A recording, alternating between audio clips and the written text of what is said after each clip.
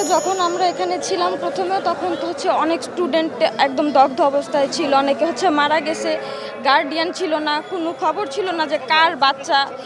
ছোট ছোট বাচ্চারা মা বাবা বলে কান্না করতেছিল, ওদের হচ্ছে এই অবস্থা দেখে কিছু বলার মতো ভাষা নেই। আজকে তো ঢুকতে দিতেছে না, আমরা জানিও না ওরা কয়জন বেঁচে আছে কয়জন মারা গেছে। এটা অনেক হাইট করবে যে 100 জন মারা গেলে বলবে 20 জন মারা গেছে, কিন্তু আমরা যেটা দেখছি সেটা হচ্ছে আমরা লুকাইতে পারবো না। যারা দগ্ধ ছিল ওদের অবস্থা খুবই খারাপ, আশঙ্কাপূর্ণ ছিল। দোয়া করি যে যারা আছে ওরা সুস্থ হয়ে যাক, এটাই।